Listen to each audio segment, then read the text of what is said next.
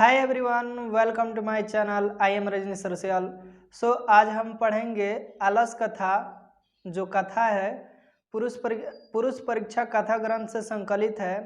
इसको लिखे हैं विद्यापति जी ने।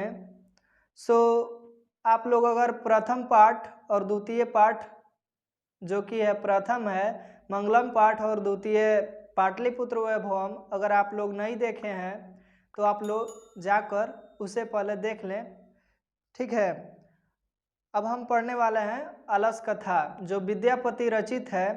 वो मैथिली कवि होते हुए भी दो और भाषाओं में कथा ग्रंथ रचे हैं, जो कि अहवट और संस्कृत भाषा है। जो कि ये दो भाषा, उनके भाषा के अलावा ये दो भाषा में उन्होंने कथा ग्रंथ रची है।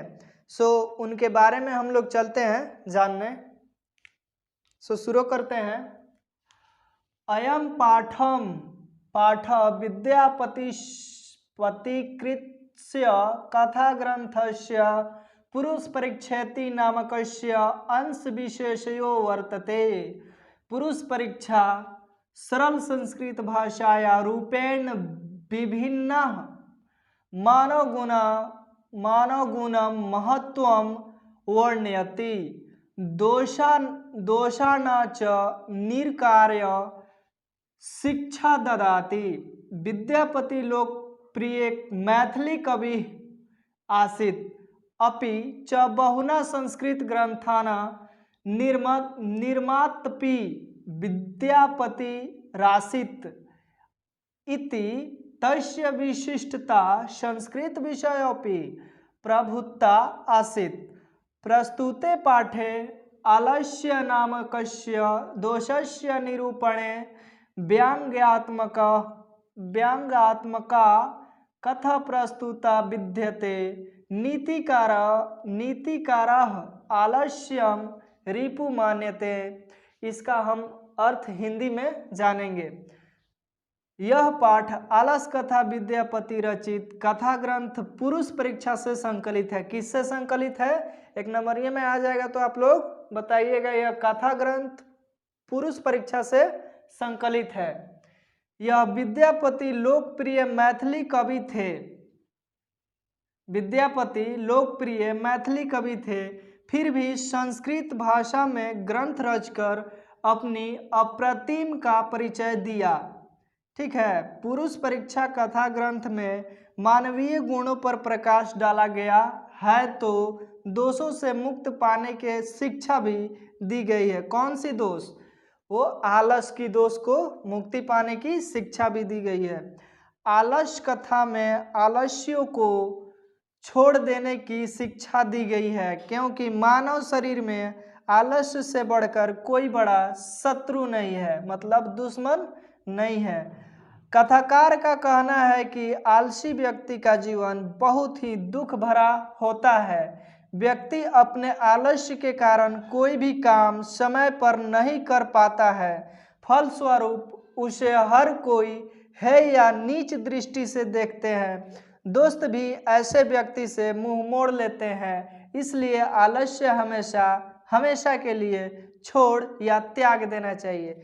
जैसे कि हम लोग पढ़ते हैं, पढ़ने पीरियड में बहुत नींद आती है, आलसी हो जाते हैं। हम लोग सोचते हैं कि आज नहीं कल पढ़ लेंगे, या शाम को पढ़ लेंगे, या रात को पढ़ लेंगे, या भोर में पढ़ लेंगे। ऐसी आलस हम लोगों को नहीं करना चाहिए। आसित मिथिलाया वीरेश्वरे नाम मंत्री स च स्वभावाद दानशीलः करुणाकश्च सर्वो दुर्गतेभ्यो अनाथोभ्यश्च प्रत्यहर्मिक्षा भोजनम दापयति।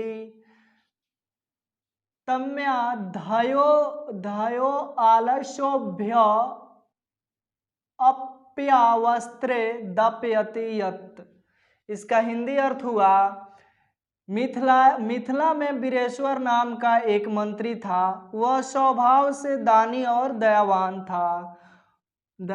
था। वह संकटग्रस्तों तथा अनाथ लोगों को प्रतिदिन भरपेट भोजन देता था। वह आलस्यों को भी अन्न वस्त्र देता था, क्योंकि एक यहाँ पे क्योंकि तक मतलब यत मतलब क्योंकि एक श्लोक के द्वारा बताना चाहते हैं निर्गातानम च सर्वेशा मलसा प्रथमो मत्त किंचिना क्षमते क्रंतु जेठरानपि वाहिना। सो फिर से हम पढ़ते हैं निर्गातानम च सर्वेशा मलस्य प्रथमो मतः किंचिना क्षमते क्रंतु जठेनापि वाहिना। इसके द्वारा बताते हैं सारे आलस्यों एवं संकट ग्रस्तों का मुख्य सिद्धांत भूखे रहना अच्छा है, लेकिन किसी तरह का प्रयास या काम करना नहीं। जो आलसी होते हैं वो इसमें बताया गया है आलसी और संकटग्रस्त भूखे रहना उनको अच्छा लगता है, पर कोई काम करना उनको अच्छा नहीं लगता है। सो आगे बढ़ते हैं तत्तो आलस्य पुरुषानम तत्रो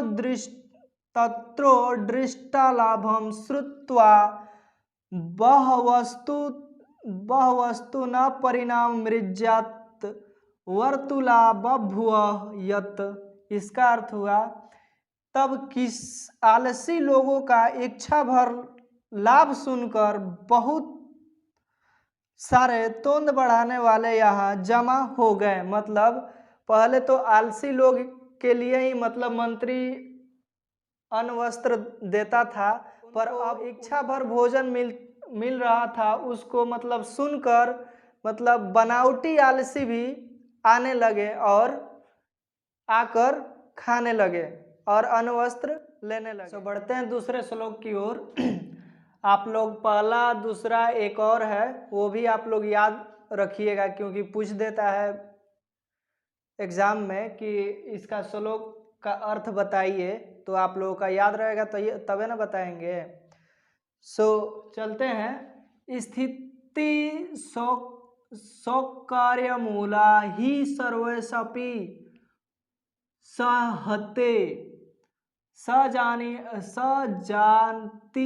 सुखम दृष्ट्वा केन धावन्ति जनत्वः। फिर से हम लोग बोलते हैं स्थितः सौकार्य मूला ही सर्वेषापि सहते सजानितम सुखम दृष्ट्वा केन धावन्ति जनतोः। इसका हिंदी हो गया सारे सुखों का मूल संगठन है, कौन ऐसा जीव है जो अपने जाति का सुख देखकर नहीं दौड़ता है। अर्थात सब कोई मुफ्त फ्री मिल रहे सुख को देखकर आकृष्ट होते हैं। मतलब बनावटी धूर्त भी मतलब बनावटी आलसी भी चाहते हैं कि हमें सुख मिले, मुफ्त में खाने को मिले और कपड़ा वस्त्र मिले। ठीक है, आगे बढ़ते हैं पश्चादालसानम सुखम दृष्ट्वा धूर्ता अपि कृत्म मालस्यम दृष्ट्वा भोज्यनम गृहन्ति तदनात् रमल रानम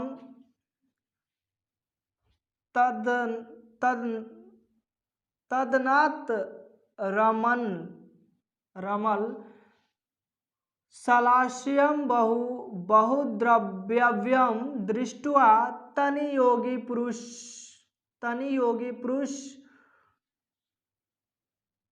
पुरुष यहाँ पे दो हो गया है। ठीक है, तनि योगी पुरुषो परमिष्टा यदाक्ष बुद्धिया करुणाया केवलम लक्ष्यभ्य स्वामी वस्तूनि दाप्यते कपटेन अलस्या अपि गृहन्ति इत्यास्माकं प्रमादं यदि भवति तदालस्यपुरुषाणां परीक्षणं कुर्मः इति परमस्य प्रसुप्तुषु आलस्यशालायां तनि योगी पुरुषाः वाहिनी दापयति निरूपयामासु।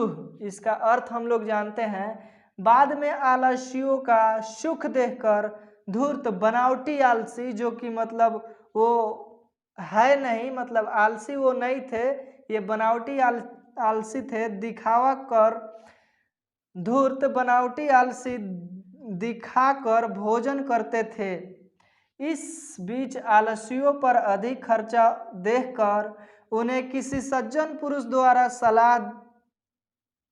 सलाह दी गई।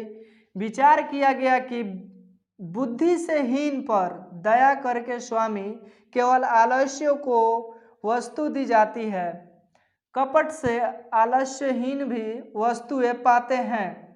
यह हमारा आलस्य, किनका आलस्य है, मतलब जो चलाते हैं आलसशाला, चलाते हैं आलसशाला भंडारा चलाते हैं, उनका आलस्य वो कहते हैं। ठीक है, यह हमारा आलस्य है, इसलिए उन आलस्यों को जांच की जाए, मतलब उनको परीक्षा ली जाए, जांच की जाए।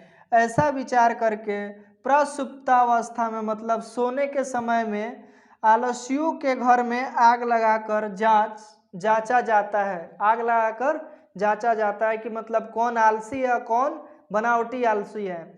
सो बनावटी आलसी भाग गए और जो 4 थे वो रह गए। इसके बाद हम आप लोगों को सारांश बताएंगे अगले पाठ में। यहीं पे क्लास खत्म होती है, मिलते हैं नेक्स्ट क्लास में।